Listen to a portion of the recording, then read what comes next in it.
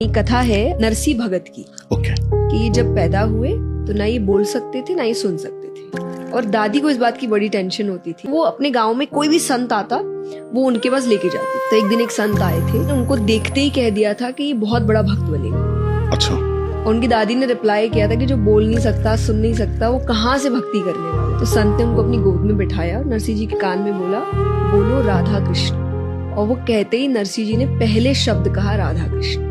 और उस दिन के बाद उनके मुख में सिर्फ राधा कृष्ण बस गया था। उन्होंने भगवान की ऐसी भक्ति करी कि भगवान ने उनको बहुत धन दिया। इतना धन दिया था, कहते हैं कि 12 पीढ़ी बैठ के खा सकती थी। पर उस बीच उनकी एक बेटी हुई नानी बाई।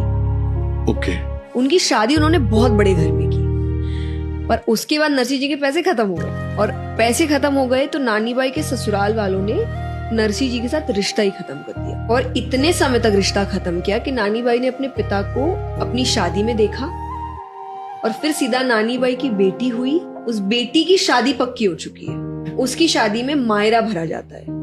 मायरा एक रिचुअल है कि मामा लोग आके देते हैं, चुनरी उड़ाते हैं अपनी बहन चूड़ा को, देते हैं, तो उसको मायरा कहते हैं। ससुराल वालों ने इतने साल मिलने तक नहीं दिया नानी बाई को। उसने पिता का चेहरा नहीं देखा, कुछ नहीं। तो उन्होंने एक पत्रिका भिजवाई, जिस पत्रिका में लंबी लिस्ट गई थी। सोने का ये जाएगा, सर से पैर तक हीरे के जेवर आएंगे नानी बाई के लिए, ननद के लिए ये, यहाँ तक कि जो सिक्योरिटी गार्ड है उस समय उसके लिए सोने के तीर मंगवाए।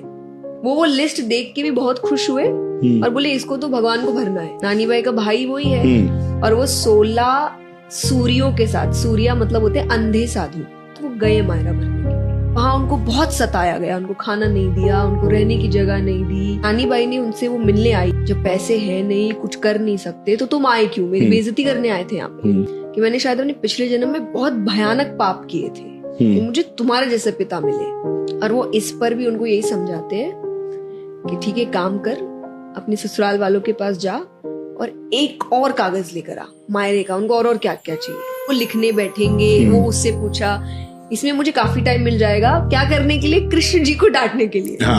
अच्छा। उसमें कृष्ण जी को डांट रहे हैं।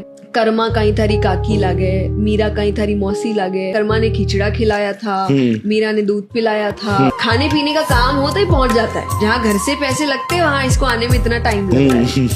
नरसी जी की प्रार्थना सुनने के बाद भगवान आते हैं, महाजन का रूप बना के आते हैं। जिन कहते हैं सेठ जी, व्यापारी, 500-600 साल पुरानी घटना। उस समय भगवान ने 56 करोड़ का मायरा भरा। उसी को हम कहते हैं नानी बाई का मायरा।